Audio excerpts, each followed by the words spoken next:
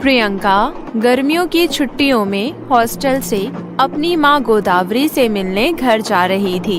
सफर बहुत लंबा था, इसलिए प्रियंका को ट्रेन में ही नींद आ गई। रात का समय हो चुका था। तभी प्रियंका वॉशरूम जाने के लिए उठी। तब उसने देखा अचानक बहुत तेज हवाएं चलने लगी। तभी किसी के रोने की आवाज प्रियंका के कानों पर पड़ी और एक भूतिया साया प्रियंका को उसके बगल से जाता हुआ दिखाई दिया। ओह, लगता है मैं कोई सपना देख रही थी। अभी तो रात के 2 ही बजे हैं। चलो वॉशरूम जाकर आती हूँ, फिर आकर सो जाऊंगी। ऐसा कहकर प्रियंका अपनी कंपार्टमेंट की सीट से उठकर थोड़ा आगे गई तो देखा कि अगली सीट पर 4 लड़कियां बैठकर कोई गेम खेल रही थी। तभी उनमें से एक लड़की, जिसका नाम मधु था, वो बोली, अरे यार, हम ये गेम तो खेल रही हैं, लेकिन एक बार अच्छे से सोच लो, कहीं ये खेल हम पर ही भारी ना पड़ जाए। मधु, तुम तो 1 नंबर की डरपोक हो। चलो जल्दी से कैंडल जलाते हैं और इस पेपर के बीचों बीच एक गोल बनाकर उसके अंदर रख देते हैं। ये सुन प्रियंका से रहा नहीं गया और वो उनसे बोली, हेलो गर्ल्स, ये तुम क्या कर रही हो? कौन सा गेम है ये? मुझे भी बताओ, मुझे गेम खेलना बहुत अच्छा लगता है। अरे ये बहुत डरावना गेम है, इसमें जान का भी खतरा हो सकता है। इसका मतलब तुम कोई भूतिया खेल खेलने वाले हो? ऐसा कोई गेम नहीं होता, ये सब किस्से और कहानियों में होता है। सुहाना, मैं नहीं खेलूंगी, मुझे बहुत डर लग रहा है। मुझे इतनी जल्दी नहीं मरना, मुझे लाइफ में अभी बहुत कुछ करना है। अरे यार मधु, तुम नहीं खेलोगे फिर हम सिर्फ 3 लोग ही रह जाएंगे और ये गेम हम खेल नहीं पाएंगे, इसलिए तुझे खेलना ही पड़ेगा। ओह माय गॉड गर्ल्स, वैसे मुझे तुम्हारी बात सुनकर बहुत हंसी आ रही है, लेकिन अगर तुम्हें कोई प्रॉब्लम ना हो तो मैं तुम्हारे साथ ये खेल खेलने के लिए तैयार हूँ। टीना, सुहाना और मोना प्रियंका को अपने साथ भूतिया गेम खिलाने के लिए तैयार हो गए। मधु सीट से उठ गई और उसकी जगह प्रियंका बैठ गई। अब टीना, सुहाना, मोना और प्रियंका चारों मिलकर गेम खेलने के लिए बैठ गए। तभी सुहाना बोली, इस व्हाइट पेपर पर मैंने पेन से एक गोला बना दिया है। टीना, तुम इसके अंदर एक कैंडल जला कर रखो। लेकिन प्रियंका, जो कि गेम खेलने के लिए बहुत एक्साइटेड थी, वो बोली, ठीक है, मैं जला कर रख देती हूँ। अब सारे एक दूसरे का हाथ पकड़ो और जलती हुई कैंडल की तरफ देखते हुए बोलो, मैं तुम्हें महसूस कर रही हूँ, तुम यही हो और तुम हमें अपनी मौजूदगी का एहसास कराओ। सुहाना की बात सुन प्रियंका हंसते हुए बोली, ये क्या नॉनसेंस है, अपनी तरफ से कुछ भी। हंसो नहीं, जैसा मैंने बोला है वैसा करो, वो भी कंसंट्रेशन के साथ, तभी तुम यकीन करोगी। अच्छा ठीक है। उसके बाद चारों मिलकर वही लाइंस दोहराते हैं। कई बार दोहराने से अचानक उस गोले से काला धुआं सा ऊपर की तरफ निकलने लगा और साथ ही कैंडल की लौ का रंग भी बदलने लगा। तभी टीना बोली, देखो गर्ल्स, कैंडल की लौ का रंग बदल गया। टीना की बात सुन प्रियंका फिर से हंसते हुए बोली, भला कैंडल की लौ का रंग भी चेंज होता है? Are you mad? लगता है प्रियंका को ऐसे विश्वास नहीं होगा, कुछ और तरीका अपनाते हैं इस मैडम को विश्वास दिलाने के लिए। सुहाना इस बार बुझी हुई कैंडल गोले के अंदर रख देती है। उसके बाद सुहाना सबको एक दूसरे का हाथ पकड़कर आंखें बंद करने के लिए कहती है, चलो अब मेरे पीछे बोलो सारे, हमें पता है कि तुम यही हो, अपनी मौजूदगी का एहसास कराओ। कई बार ये लाइंस दोहराने पर अचानक कैंडल अपने आप जल गई। फिर उन्हें अचानक किसी के गुर्राने की आवाज सुनाई दी। कौन है यहाँ? तुम में से कौन ये आवाज निकाल रहा है मुझे डराने के लिए? हम ये आवाज नहीं निकाल रहे थे, बल्कि ये आत्मा की आवाज है जिसे हम बुला रहे थे। प्रियंका मैडम, अब तुम्हें यकीन हुआ या अभी भी हमारा मजाक उड़ाओगे? मुझे पता है तुम तीनों में से किसी ने कैंडल जलाई है जब मेरी आंखें बंद थी, और ये जरूर मधु ने आवाज निकाली होगी मुझे डराने के लिए। ओ मैडम, हमें पता है तुम डर गई हो, पर मान नहीं रही हो। सुहाना, मोना और टीना सभी प्रियंका के ऊपर हंसने लगे। तुम सब हंसना बंद करो, मुझे नहीं खेलना तुम्हारे साथ ये नॉनसेंस गेम, मैं तो जा रही हूँ सोने। प्रियंका अंदर ही अंदर डर रही थी, लेकिन वो अपनी सीट पर जाकर सोने की कोशिश करने लगी। तभी प्रियंका को अपने सामने वाली सीट पर एक साया दिखाई दिया। कौन है वहाँ? प्रियंका को बहुत ही अजीबोगरीब डरावनी आवाजें सुनाई देने लगी। प्रियंका ने डर के मारे अपनी आंखें बंद कर ली और जबरदस्ती सोने की कोशिश करने लगी। उसकी सुबह जब नींद खुली तो वो स्टेशन पहुंच चुकी थी। प्रियंका घर पहुंचकर अपनी माँ गोदावरी को ट्रेन में हुई सारी घटना बताते हुए बोली, मम्मी अब आप ही बताओ इसमें कितनी सच्चाई है। खुद ही खेल खेल कर देख लेते हैं। मुझे भी एक ऐसा खेल पता है, लेकिन मैंने कभी ट्राई नहीं किया। चलो आज साथ मिलकर ट्राई करके देख लेते हैं, पर हमें अकेले अकेले अलग अलग जगह पर ट्राई करना पड़ेगा।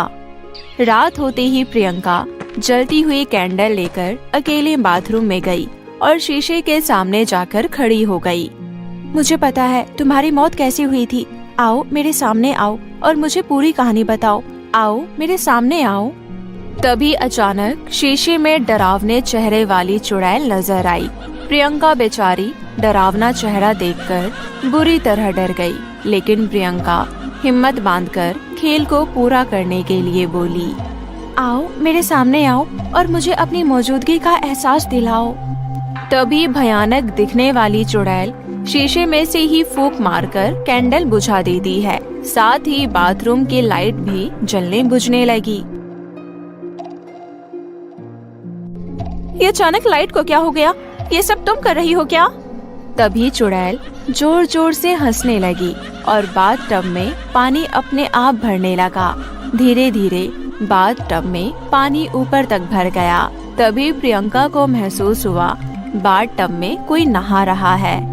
कौन है बाथ टब में?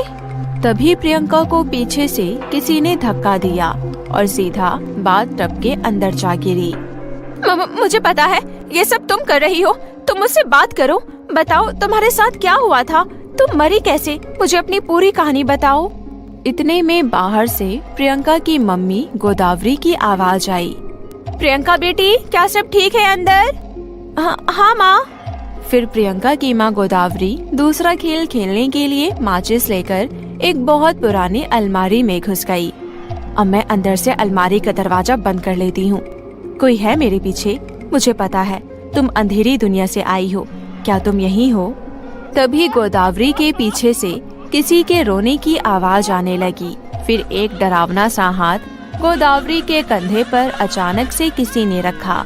ये देख गोदावरी के माथे से पसीना आने लगा। फिर हिम्मत कर गोदावरी ने चुड़ैल से पूछा, तुम इस दुनिया में कब से हो? मैं कई सालों से इस अलमारी में कैद हूँ। मैं अब इंसानों की दुनिया में आना चाहती हूँ। तुम मुझे अपने साथ इस अलमारी से बाहर ले चलो। वहीं दूसरी ओर बाथरूम में प्रियंका चुड़ैल से बात करने की कोशिश कर रही थी। क्या हुआ था तुम्हारे साथ? कैसे मौत हुई थी तुम्हारी? तभी आईने में मौजूद चुड़ैल बोली, मैं कई साल पहले बाथ टब में नहाने आई थी। तभी मेरा पैर फिसल गया और बाथ टब में सर लगने से मेरी मौत हो गई। फिर मेरी आत्मा इस शीशे में कैद हो गई। अब जब भी कोई कैंडल लेकर मुझे शीशे के सामने खड़े होकर पुकारता है तो मैं आ जाती हूँ। अच्छा, तो तुम अब क्या चाहती हो? अब मैं इंसानी दुनिया में रहना चाहती हूँ। पर कैसे? तुम तो एक आत्मा हो। तुम्हारे शरीर में प्रवेश करके आज तक जितने लोगों ने भी ये खेल खेला, उन सब ने बीच में ही खेल रोक दिया, पर तुमने इसे पूरा किया। इसलिए अब मैं तुम्हारी आत्मा इस शीशे में कैद करके तुम्हारे शरीर में घुसकर बाहर रहूंगी। ये सुनते ही प्रियंका की सिट्टी पिट्टी गुल हो गई। प्रियंका थर थर कांपने लगी और जोर जोर से अपनी माँ गोदावरी को बुलाने लगी। इधर गोदावरी अपने खेल को खत्म करने के बारे में सोच ही रही थी कि तभी प्रियंका की चिल्लाने की आवाज सुनकर गोदावरी ने तुरंत माचिस की तिल्ली जलाई और अपना भूतिया खेल खत्म करके दौड़ती हुई बाथरूम की तरफ गई। चुड़ैल शीशे से निकलकर प्रियंका को बाथ टब में डुबो रही थी। बचाओ माँ, बचाओ मुझे। प्रियंका को सांस लेने में तकलीफ हो रही थी। वो बुरी तरह छटपटाने लगी और अपने आप को बचाने की कोशिश कर रही थी। छोड़ मुझे। कम भगत चुड़ैल। इतने सालों बाद मुझे आजाद होने का मौका मिल रहा है, मैं तुझे कैसे छोड़ दूं? बचाओ मुझे माँ। मुझे भी खेल नहीं खेलना। प्रियंका की माँ गोदावरी बाहर से गेट खोलने की बहुत कोशिश करती है, लेकिन दरवाजा नहीं खुलता। प्रियंका बेटी, दरवाजा नहीं खुल रहा। मैं दरवाजा तोड़ने की कोशिश करती हूँ। तुम बस अपने आप को पानी से बचा कर रखना। पानी के अंदर अपना सिर मत जाने देना। तभी चुड़ैल ने अपनी शक्ति से बाथरूम के सारे नल चालू कर दिए और पानी निकलने के सारे रास्ते बंद कर दिया। पानी बाथरूम के अंदर भरता ही चला गया। ये देख प्रियंका डरते हुए बोली, हे भगवान, ये मुझसे बहुत बड़ी गलती हो गई। भगवान मुझे बचा लो। आज के बाद मैं कभी कोई भी गेम नहीं खेलूंगी। पानी तो पड़ता ही जा रहा है। ऐसे तो इस चुड़ैल की शक्ति भी दुगनी हो जाएगी। तभी गोदावरी बाथरूम के बाहर से चिल्लाते हुए बोली, प्रियंका बेटी, तुम बाथ टब से बाहर निकलने की कोशिश करो। उस चुड़ैल की शक्ति सिर्फ बाथ टब में दुगनी हो सकती है।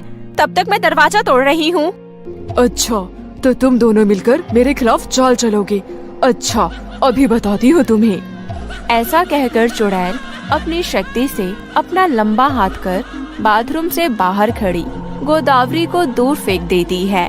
गोदावरी का सिर दीवार पर जा लगा, जिससे उसके सिर से खून आने लगा।